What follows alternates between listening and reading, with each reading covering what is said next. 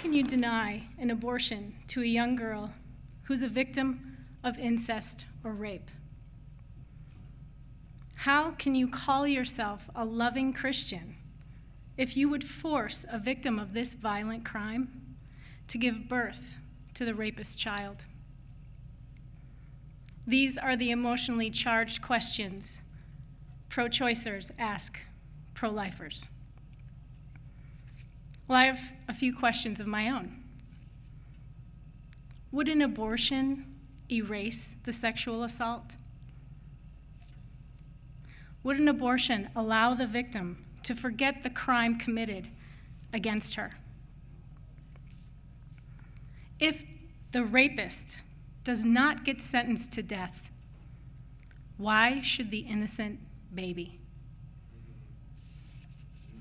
In the next several minutes, I will do my best to address these questions while showing sensitivity and respect for those courageous survivors of these horrible crimes. This is a tough subject to discuss, and I don't pretend to understand what these women have gone through. I will not bombard you with science and psychology. I am simply going to share the information gathered from the victims themselves. Let's start with the definition of rape. It is unlawful sexual intercourse or any other sexual penetration of the vagina, anus, or mouth of another person with or without force by a sex organ, other body part, or foreign object without the consent of the victim. This is a violent crime about power and control. Its intent is to dominate the other. Rape was the foundation of the Roe v. Wade case, which led to legalized abortion in our country.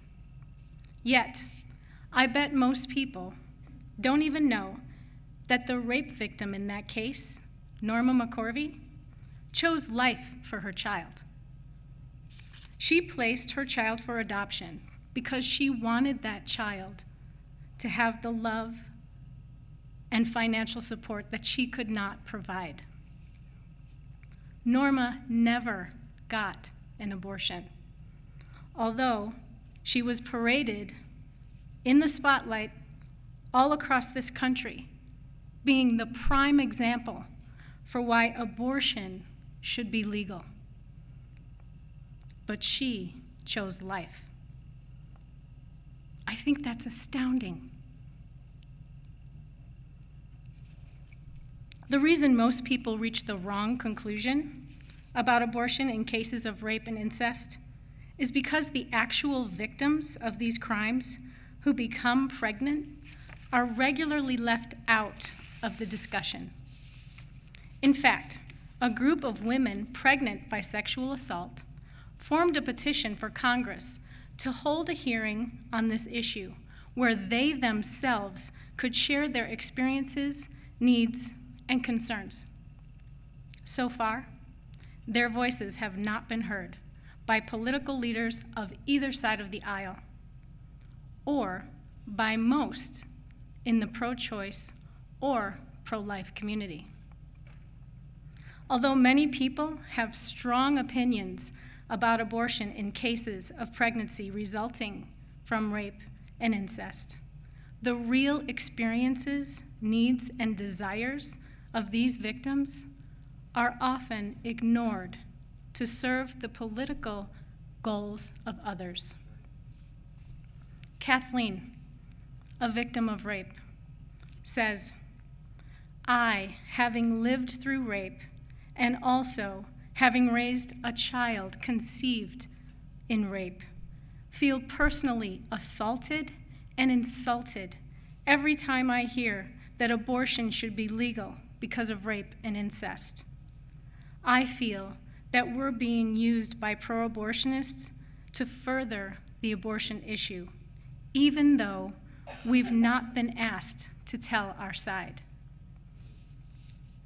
In the only major study of pregnant rape victims ever done, Dr. Sandra McCorn found that 75 to 85% of the victims chose against abortion.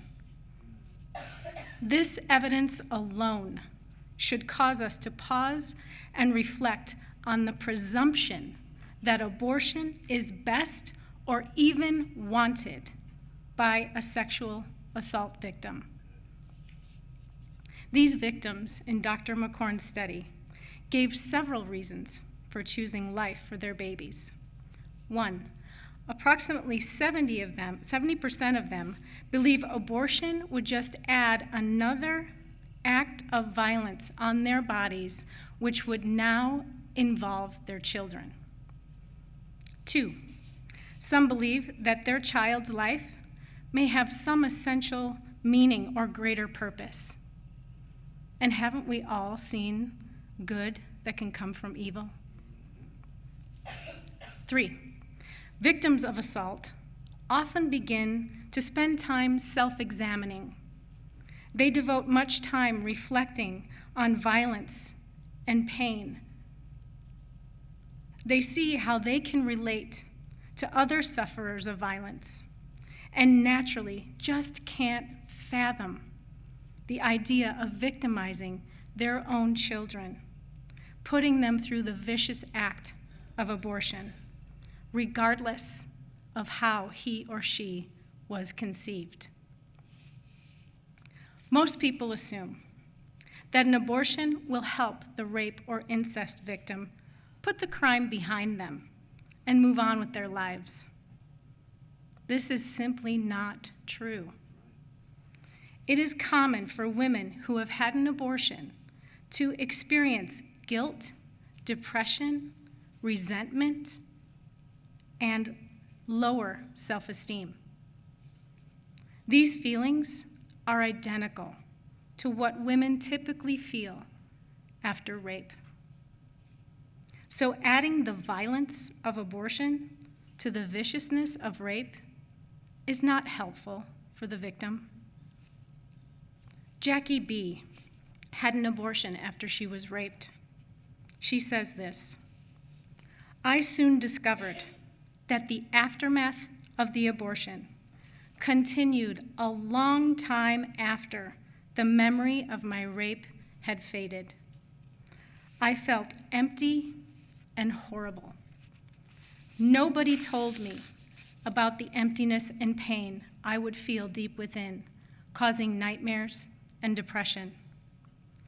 They had all told me that after the abortion, I could continue on with my life as if nothing happened. I found that though I could forgive the man who raped me, I could not forgive myself for having the abortion."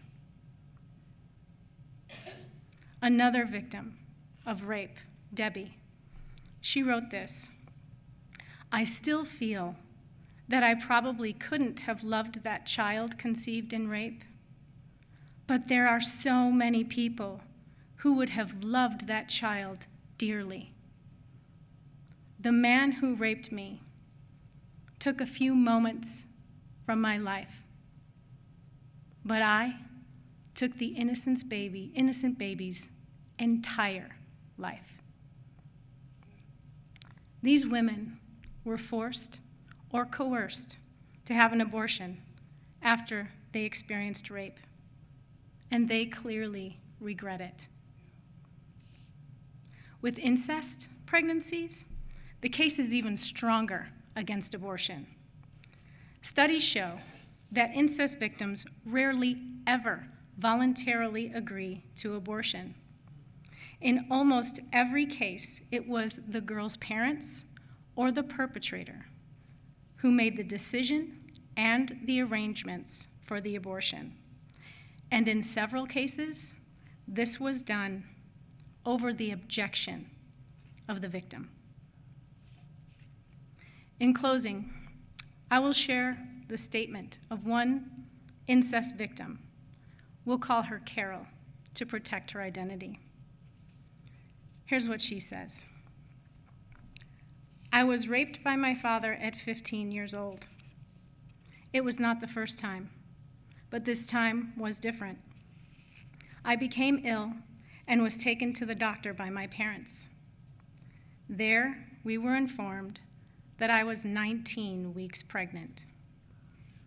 My father flew into a rage, accusing me of all sorts of things and demanding an abortion. The doctor asked me, what do I want to do? And I said, I want to keep the baby. My father became even more enraged and demanded for an abortionist. Within the hour, this man arrived, and after speaking with my parents, decided to perform the abortion. I was screaming and trying desperately to get off the examination table. So the doctor commanded 3 nurses to hold me down until he could strap me to the bed and inject me with muscle relaxant. He then proceeded to put me under anesthesia, and my child was brutally killed. I was told that the abortion would solve my problem. It did not. I grieve every day for my daughter.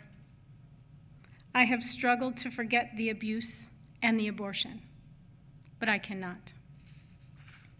Why do pro-choice people and even some pro-life people make exceptions for abortion in cases of rape and incest, as if that's the way to show compassion for the mother? Why is this considered the only loving response to this situation? If you really want to be compassionate, give this mother the opportunity to choose life for her child. If you really love the mothers who have been victimized by these horrible crimes, don't let them be exploited again by someone who will make a profit from their dead child and leave them with a memory that will haunt them for the rest of their lives. That's Carol's statement. Now we circle back to the questions from the beginning. How can you deny an abortion to a young girl who is a victim of incest or rape? Because she's asking for her baby to be spared from the violence that she had to endure. How can you call yourself a loving Christian if you would force such a victim of a violent crime to give birth to the rapist's child? Because she says that the loving thing to do is give her the opportunity to choose life for her baby and not to be exploited again by someone who will make a profit from her dead child and leave her with the memory that will haunt her for the rest of her life. Would an abortion erase the sexual assault? No. Would an abortion allow the victim to forget the crime committed against her? Clearly, no.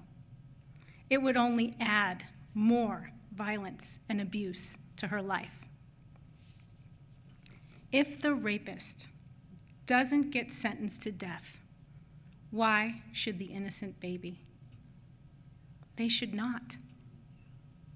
The child should not pay for the sins of the father. Friends, let's do the loving thing that these women are asking for. Let's give them the opportunity to choose life for their babies. Let's walk alongside them, encouraging them and equipping them to heal without adding another violent act to their lives. Unplanned does not mean unwanted.